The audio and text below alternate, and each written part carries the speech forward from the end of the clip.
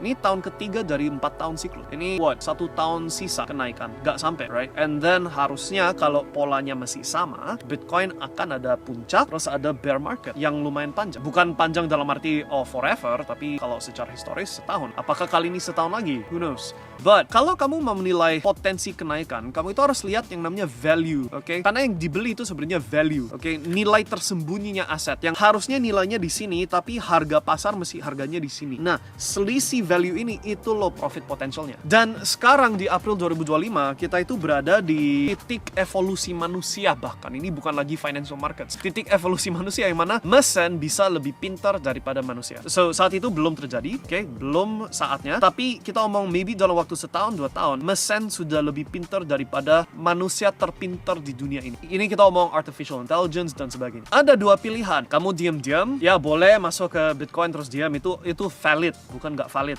Oke, kita aja juga mayoritas dana kita di Bitcoin juga. It's okay, that's fine. But kamu juga harus pertimbangkan bahwa kalau mesin lebih pintar daripada manusia, berarti banyak manusia akan digantikan. Kenapa? Karena manusia perlu tidur, perlu gaji, perlu cuti, perlu makan, perlu transportasi, perlu segalanya. Mesin cuma listrik, bisa berjalan 24 jam, gak ada istirahat, gak ada cuti, gak ada lain-lain. Secara productivity curve, si mesin dan AI ini jauh lebih menjanjikan profit potentialnya banding manusia. Kalau kamu ngerti cara decoding itu, cara untuk bongkar apa yang aku barusan omong, disitulah peluangnya muncul. Dan bukan cuma ngerti apa yang aku omong, tapi ngerti cara eksekusinya di lapangan, karena itu faktor kedua yang gak diajarkan, cara eksekusi di lapangannya. So that's the big fat clue. Tapi gak semua orang akan bisa eksekusinya, makanya perlu ada waktu dan tenaga dan effort untuk semakin pintar, edukasi diri, deketin siapa yang paling maju di sektor ini, dan bisa posisikan diri di tempat supaya mau Bitcoin naik, baik, bagus. Sektor tersembunyi ini mau ikut naik juga bagus. Tangan saya ada di dua-duanya. Paham ya? Pertanyaan seperti itu mulai harus ditanyakan